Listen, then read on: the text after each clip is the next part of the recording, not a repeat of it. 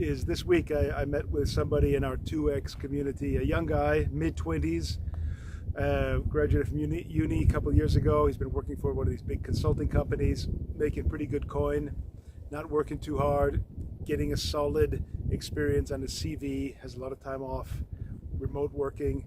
So a lot of positive ticks in the boxes that he has. Let's say the downside is he's not very happy. He doesn't feel very challenged. He doesn't really like the work. He's just not satisfied, and you can see that he's not happy in the job. His idea is just to chuck it in, just finish that job and go and jump into something else, maybe something else about which he's curious, but he doesn't really know that much about it, and see and hope it works out. Now that's kind of, let's say, ambitious thinking, young person thinking. Maybe that kind of, let's say, swing for the fences thinking is what makes huge successes out of people. It very might well be. I don't know. I never swung for the fences, and maybe that's why, massive success has not arrived with me. Nonetheless, I looked at the situation, and I suggested to him a different path. Let's say more of a 2X philosophy path. And if you want to comment on this, if I'm right or wrong, it would be great to hear. My suggestion was to him, given that he has good income, he's saving money, he's investing money, he has a lot of time free, and he's getting really a solid experience for his CV. I said, stay in the job for a certain amount of time. If you want to quantify it, say it's 6 months, or say it's 9 months, or even a year, whatever it is. Suck it up and use all this time to save and invest a bit more money. And especially given that he has a lot of time, free time. He's working remote and he's not overloaded. So he has a lot of free time, or time that he can use in another way. I said to him, take advantage of that and try different things, explore different things. He talked about stockbroking. He talked about possibly working in real estate or commercial real estate. So I said, look, keep your job, and at the same time, try, for example, the licensing programs for those professions to see if you even like it before you chuck it all in. That was one suggestion. Another one was to work on a side hustle. He has a small side hustle. I said, keep your job, keep that stream of income, and put more effort into your side hustle. Maybe add another one to it. Because I think when you do that, your brain becomes sharper, and you start to see opportunities where other people don't see them. So, work on a side hustle, find another one. Then maybe a third idea would be get some, he has some money, buy a investment property and manage that. So, I think that's a kind of a 2X way of thinking. We said we have the baseline. We're not swinging for the fences. We're not trying to do everything all at once. Say, I'm going to chuck this and try this and hope it's the best. Maybe that's a great way to think, especially when someone is in the mid-20s.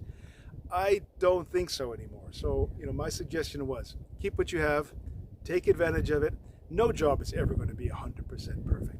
So this one is 50% good, 50% bad. Take advantage of the 50% that's good and build on something else for your future, or in parallel. So that was my advice to him. I hope it was good advice. I'd love to hear what you have to say about it. That's not burn the boats thinking or anything like that. Go all into something to make it work. As you know, I don't really believe in that low probability, high outcome approach. The 2X philosophy is just looking at the steps and little steps to get somebody somewhere. So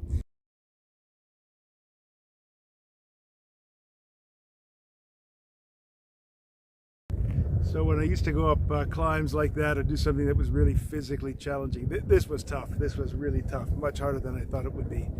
But in my mind, before I was a 2X man, I used to ask myself, what would Goggins do in this case? I'm talking about David Goggins, right, the ultra athlete. And he used to convince himself that he was the toughest man, the hardest man in the world, the baddest mother in the world, and then he would overcome things. And I used to think like that, or I used to try to think like, what would Goggins do? And it's kind of a funny way to think about it, a twist, but I'm certainly not any David Goggins, and I'm not one of the baddest, probably one of the saddest instead. So that was kind of imposter syndrome. So I don't think like that anymore. I came up this hill in a 2X way. I knew I was down here at the bottom. I knew I wanted to come to the top. I knew there were no shortcuts, no other way than just to keep doing one step in front of the other to make it to the top. Now I'm in the top, now I have to get back down. I know that's pretty much a standard way anybody would think. It's not necessarily 2x, but it kind of helps me. It's the same philosophy as in jiu-jitsu. You know, I come back to that all the time. There are no shortcuts. There are no speedy tricks to do anything. It's just go there, train every day, put in the work, take the step forward, and then, you know, at the end you'll get to some kind of result. Same thing with our sourcing company, you know, which is going really very well, by the way. I'm very excited about it. And like I always said, it's a huge switch, a big 2x vision for me, but we're doing it the same way. Just keep plugging away. Today, what's the task for today? Do it. Don't think too far ahead. What's the task for tomorrow?